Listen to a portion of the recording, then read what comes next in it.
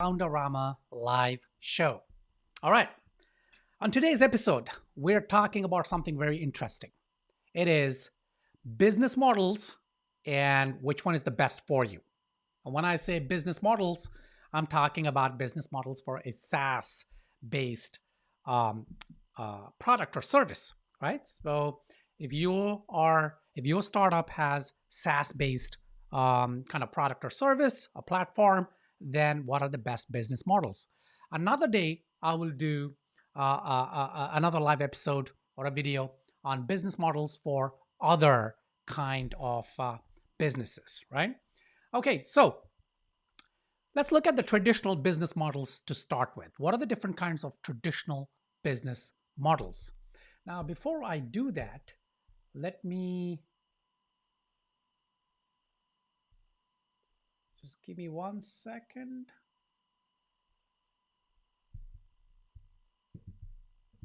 All right, so there is a bit of a kind of a glitch. So, okay, so let's look at traditional business models, right? So, traditional business models include, retail, franchise, service-based models, and so retail models, for example, it's about selling physical products to customers. Examples are Walmart, Target, any of the supermarkets, for example. Franchise models are licensing a business to others. So this could be McDonald's, Subway, right? So the McDonald's or the KFC that you walk into is not actually owned, or at least the premises or that business is actually not owned by McDonald's, right? It's a franchise. So you or I could apply for a franchise license with McDonald's or KFC. And then, we invest in, we take a lease of that building. We invest in that, all that. But the franchise owned by McDonald's then does all the branding, sends all that material, sends the recipes, the food, all that, right? So there's strict standards. You gotta run that business as per the franchise, not by yourself. So you cannot decide one day to say, you know what, I don't like the yellow in the golden arches in front of the store, in front of the outlet. I'm gonna turn them into red, right? You cannot do that. Anyway, then you have service-based models. So these are offering services to customers, consulting, healthcare, Starbucks. Yes, Starbucks is actually a franchise model and also a service-based kind of model. And you can Google that. And so now, traditional models have been around for a very long time, right? That they can still be effective for startups, but keep in mind that they may be limited by location and scalability, right? So these are just some of the traditional kind of business models. There are many, many other. For the sake of this video, though, we're just looking at just these. Now, let's look at subscription-based models, right? So subscription-based models they're very popular. So they involve charging customers a recurring fee to access a product or service. Now, the benefits. This model is great for startups as it provides a steady source of revenue. It also builds customer loyalty. Examples, Netflix. I mean, come on. Netflix is one of the best subscription-based model out there. And, Netflix gets a recurring fee. It also has loyalty, right? So you are within that ecosystem. And of course, you have to offer enough revenue to for people to continue paying that monthly fee and not canceling their subscription. So that's subscription based models. Then you have freemium models, which is a combination of free and premium. So the basic version of a product or service is for free, while more advanced features require a paid subscription. Now, the benefits of this model is attracting new customers and building a user base. So it's quite a good business model, but it's important to balance the free and the paid features and ensure that users can see the value in upgrading to the paid version. And this is done really well by Dropbox, right? So they give off, I don't know, is it 200 MB or whatever, right? It keeps changing. So they give you that for free. You start storing your files on Dropbox. They got a fantastic product, so you will fall in love with it, right? So it's great at syncing. You can access it on your desktop, and then you can right click, get a link to that file, send it to email it to someone. Someone clicks on that, and then they can access that file on your Dropbox.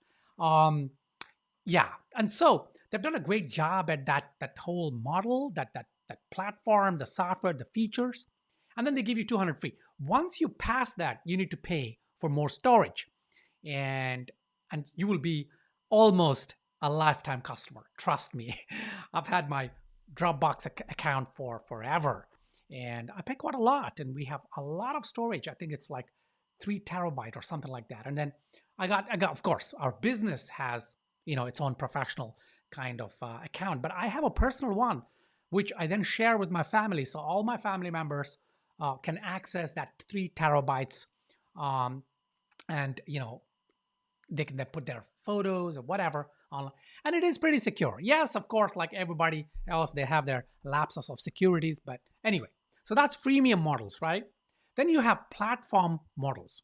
So creating a platform that connects buyers and sellers, almost like a marketplace, right? So the benefits is the network effects, user generated content, right? That creates a lot of brand awareness, a lot of kind of leads coming in. And the greatest example is the Airbnb platform model. So Airbnb is a platform, of course, and then you got the rooms, or the houses, the flats, whatever, the owners, and then you got people who want to book those instead of hotels. So this is a platform model is fantastic. Uber is another great platform model. So you got Uber platform, you got a car, you become a Uber driver, and then you got people using you as a taxi. You know that, right? So yeah, nothing groundbreaking, but it's a fantastic one. Now, platform models can also be called as marketplaces, where you could facilitate, sellers with buyers, and then you make a commission from that. And that's what Airbnb does. That's what Uber does. A seller sells their services for $100. The buyer buys it for $100, and an Uber probably gets 2%, or Airbnb, or any kind of marketplace. They get 2-3%, whatever it is, right? The platform model is fantastic. Okay, then you got hybrid models, a combination of two or more business models, right? They create a unique kind of approach. And for example, a startup can use a subscription model for accessing to a platform that connects buyers and sellers. So you could then, it becomes a hybrid, right? So the benefits is that you combine the benefits of multiple models, achieving specific business goals. Example, Amazon. It's a hybrid model combining retail and platform models. So what does that mean? So retail is where Amazon actually has its own products on there. Sometimes it's a complex system, but I'm just going to try and simplify it for the sake of this explanation. So you could put your products under Amazon brand, which then makes Amazon retail. But it's also a marketplace where I can just sell my stuff on Amazon, and but then Amazon can fulfill it, or maybe not. I can ship it like eBay, but it's much more. So it's a hybrid kind of model. It's a fantastic model, and there's a lot of money in the hybrid models. Okay, so how do you choose the right business model, right? So factors to consider. First, consider your industry and target market, right? For example, a platform model may be more suitable for a tech startup, right? But maybe a service-based model may be a better option for a consulting business, right? Next, evaluate and then select the right business model. So you got to do your analysis, you got to do your profit kind of situation, and then you got to figure out, is this product good for a platform model, or Is it good for, I don't know, a franchisee model or a hybrid model? So if you don't consider this, you may end up having an opportunity cost because maybe your product or service is not really right for a subscription model. That's why, 6 months, 12 months, 18 months, you're finding it's difficult to increase your subscription base and you're having a lot of churn. If that's happening and you're already in a subscription model, go back, take a step back and identify it. Just try and figure out what's going on here. Because people only look at, excuse me, founders only look at um, the product and service. They try to improve it. Maybe this is not working. Maybe that is not working. Maybe the pricing is the problem. Yes, you got to analyze all those bottlenecks, but most people ignore or don't even think about, is this the right kind of model? Maybe I need to have a freemium model, right? So start off and then premium. Or maybe you have a freemium and it's not really working out because there's not enough value on top of your free services or free features or whatever it is for people to upgrade. And therefore, they never upgrade or they just churn. So maybe you should turn that into a subscription model or some other and not give away free features, or maybe reduce the free feature. All that, right? You get it. You get the idea. That's what this is about: testing and iterating on the model, right? You got to test and keep on iterating. You got to iterate, right? So a great example is a Salesforce subscription model for B2B sales, but they keep changing it. Well, they changed it in the past and it really worked out well. Okay, next is the conclusion. Figure out, finding the right business model is crucial for success of your startup, right? So consider different kind of models that we've discussed and evaluate them based on your industry, target market, or revenue streams.